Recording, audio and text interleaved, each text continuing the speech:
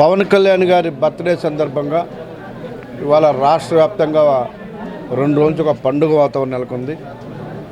రాష్ట్ర వ్యాప్తంగా జన సైనికులు అందరూ కూడా సేవా కార్యక్రమాలు చేస్తూ ఉన్నారు. అందులో భాగంగా విశాఖపట్నం ఇవాళ మచ్చరాజు గారి ఆధ్వర్యంలో తన సొంత నిధులతో 3 తోపుడు బండ్లు, 2 బడ్డీలు, 2 గొడుగుల్ని ఇవాళ చిన్న చిన్న వ్యాపారస్తులకు 34వ వార్డులో అందజేయడం జరిగింది. ఆయన కుటుంబానికి ఆ దేవుని యొక్క ఆశీస్సులు ఉండాలని, భవిష్యత్తులో ఇంకా ఇలాంటి సేవా కార్యక్రమాలు చేసే విధంగా దేవుడు ఆశీర్వాదం అందించాలని మా జన సైనికులు కానీ మేమందరం కూడా అండగా ఉంటాం. రాను ఒక మంచి నాయకుడిగా ఎదగాలని కోరుకుంటున్నాం.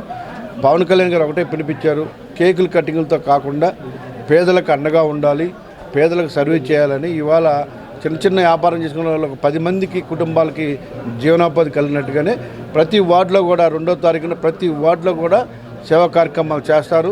రానున్న రోజుల్లో జన సైనికులు అందరూ కూడా సేవే లక్ష్యంగా పనిచేస్తారని చెప్పి తెలియజేస్తాం. గత 14 సంవత్సరాల నుంచి 2024 నుంచి ఈ రోజు వరకు కూడా చేసే కార్యక్రమాలు మా జన సైనికులు మా వీరమహిళతోటి ఎప్పుడు చేస్తున్న కూడా చాలా కొత్తగా పండగగా ఉంది. ఈరోజు నేను మా వంశీకృష్ణ గారి తరపు నుంచి, అలాగే పిఠాపురం మా ఎమ్మెల్యే గారు పవన్ కళ్యాణ్ గారి తరపు నుంచి 2 రోజుల ముందు 31వ తారీఖున ముందు రోజు బెడ్ బ్యాంక్ మా ఎమ్మెల్యే గారు 1000 మంది బెడ్ బ్యాంక్ చాలా ఛాలెంజ్గా తీసుకొని రేపు 1వ తారీఖున బెడ్ బ్యాంక్కి సక్సెస్ అవ్వాలని మరీ కోరుకుంటున్నాం.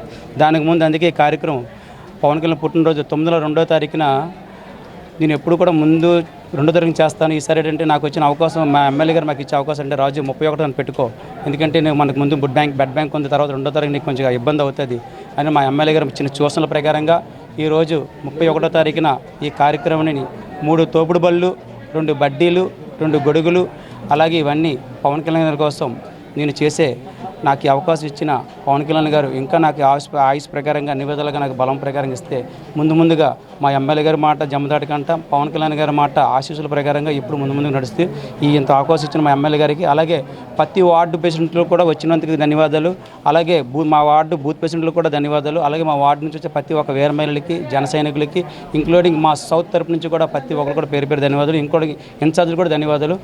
ముఖ్యంగా శ్రీ వంశీకృష్ణ గారు 64,594 ఓటింగు, ఈ మెజార్టీ కొట్టాలంటే ఇంకొక మగాడు రావాలంటే మళ్ళీ అదే వంశీకృష్ణ కడుపులో పుట్టాలి.